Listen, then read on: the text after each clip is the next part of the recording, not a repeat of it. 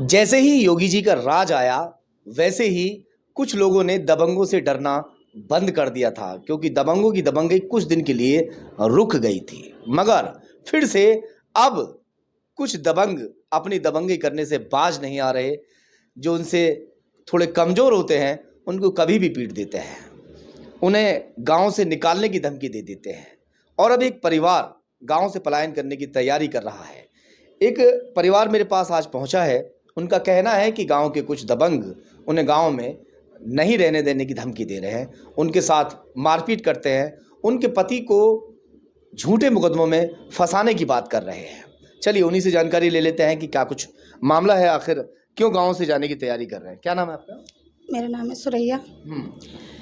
कहाँ के रहने वाले हैं आप? कौन से गांव में? सर मैं भाटगढ़ी गांव की रहने वाली हूँ। मेरे पति का नाम है शेर खान। ये 24 तारीख में शाम 6:30 बजे मेरे आदमी को शेरू और उसके 2 लड़के और काफ़ी सारी उनकी महिला थी, सब ने मिलकर पीटा। तौसीफ के लड़के थे, तौसीफ था, मतलब बहुत सारे लड़कों ने मिलकर पीटा। उनके यहाँ कैमरे भी लगे हुए हैं। फिर पीटने के बाद मेरे ही आदमी पे उन्होंने, जब हम वहाँ पहुँचे हमने देखा हमारे आदमी को पीटा है। वो 16-17 जने थे, मेरा आदमी अकेला था।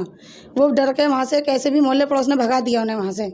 लेकिन जब उन्होंने क्या करा कि अपने कपड़े फाड़ के और उल्टे मेरे ही आदमी को फंसाने के लिए पुलिस कंप्लेन कर दी। वो मेरे आदमी पर और नए इल्ज़ाम लगा रहे हैं कि कपड़े फट गए हैं, अपनी लड़कियों को आगे कर देते हैं, खुद तो छुपड़ते हैं, लेकिन जो पुलिस का मैटर आता है तो लड़कियों को आगे कर दें। सर मेरे पास कोई लड़की जवान नहीं है जो मैं भी कपड़े फाड़ के बोलूँ कि हाँ जी मेरी लड़की के इन्होंने कपड़े फाड़े हैं। मेरे जो जेठ हैं तैयब सर के लड़के, उनकी ज़्यादा हालत ख़राब थी। मेरे सब परिवार वाले दिल्ली गए हुए हैं, उन्हें आज 4 दिन हो गए। मेरा आदमी और मैं सिर्फ घर पर अकेले थे। अब वो हमसे कह रहे हैं कि गाँव में से भगा देंगे और मुझे मारने की धमकी दे रहे हैं, मेरे आदमी को मारने की धमकी दे रहे हैं। पुलिस के पास गए आप? जी मैं पुलिस के पास। क्या कहा पुलिस ने? पुलिस ने ये कि हम अभी जांच कर रहे हैं। जांच के बाद में कार्रवाई? जांच के बाद कार्रवाई ज़रूर होगी, ऐसा नहीं है। अभी भी जो पुलिस है उसका ईमान इतना ख़त्म नहीं हो गया कि किसी गरीब को एकदम ऐसे छोड़ दे बीच में और दबंग उसको पीटते रहें। तो कितने लोग थे जो इन्होंने आपके हस्बैंड को मारा था? कुछ तो वजह होगी, बिना वजह तो कोई नहीं मारेगा। नहीं, ये बस अपनी दादागिरी दिखाते हैं, आए दिन केस में फंसा देना, कभी कोई झूठा केस लगा दें, कभी कोई झूठा केस लगा दें।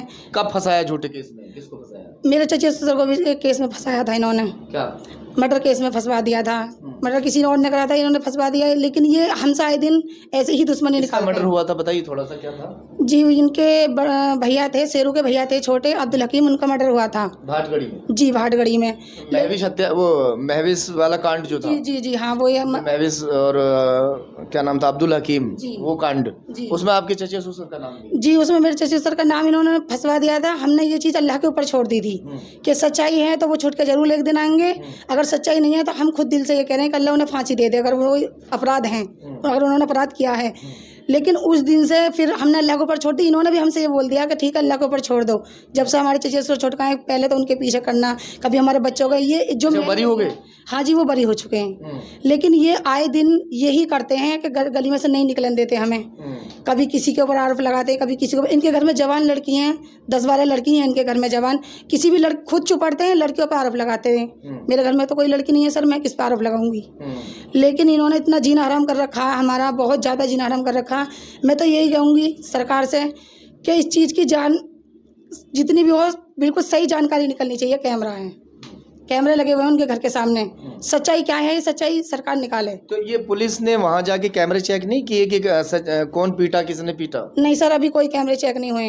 अच्छा, अभी कैमरे चेक नहीं, इसको तो मेरे हस्बैंड के अलावा कोई था ही नहीं, सब दिल्ली है मेरे परिवार वाले, सिर्फ मेरे हस्बैंड थे। मैं भी बाद में से गई हूँ तो मैं भी पीछे से ही लौट के आ गई हूँ। कैमरे में मैं भी आ रही हूँ, मैं पीछे से लौट के आ गई हूँ।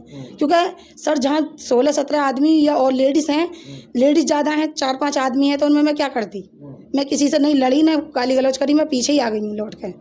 इन्होंने बहुत ज़्यादा बच्चों को पीटना, हमें कूड़ा उधर हम फेंकने जाते, कूड़ी है, कूड़ा नहीं फेंकने देते। अच्छा, ये कहानी कोई नई कहानी नहीं है। इस तरह की कहानी आपको देखने के लिए कई सारे गाँवों में, कई सारे शहरों में, मोहल्लों में अक्सर देखने के लिए मिल जाएगी। मैं खबर जैसे चलाता रहता हूँ, खबरों में अक्सर देखा जाता है कि कूड़ा डालने के ऊपर झगड़ा हो गया। छोटी छोटी सी बातों को लेकर लोग इतनी दुश्मनी बना लेते हैं कि एक दूसरे का जीना दुश्वार कर देते हैं। अब ये परिवार आज एसएसपी ऑफिस पहुंचा। एसएसपी ऑफिस पहुंचने के बाद कप्तान साहब से गुहार लगाई है कि इस तरह से हम लोग जो है हम लोगों को दबंग पीट रहे हैं और झूठे मुकदमों में मेरे पति को फंसाने की कोशिश कर रहे हैं। खैर, अभी हमारे ऑफिस पहुंची हैं, आज अपनी दास्तान बताई है। मैं तमाम जो वो अधिकारी हैं जो जांच कर रहे हैं, पुलिस अधिकारी, सही जांच करें, निष्पक्ष जांच करें, और अगर इनके पति दोषी हैं तो भाई उनको जो है अरेस्ट किया जाए, और अगर इनके पति को उन लोगों ने पीटा है, सीसीटीवी फुटेज में बता रही हैं कि सीसीटीवी फुटेज गवाही दे देगी कि कौन सच्चा है और कौन झूठा है, तो वो निकालिए। उसे निकालने के बाद 24 तारीख की उनके घर में कैमरे, उन्हीं के घर में लगे हुए हैं कैमरे, तो उसे 24 तारीख की वारदात को निकाल के देखो ना। अब ये जितनी लेट होंगे वो फिर वो उस चीज़ को डिलीट कर देंगे, हमें फिर अपराधी बना देंगे।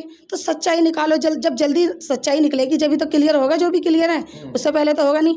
या तो सरकार हमें इंसाफ दिलाए, वरना हम गाँव छोड़ के चले जाएंगे। चलिए देखते हैं कि इसमें पुलिस आगे क्या कार्रवाई करती है।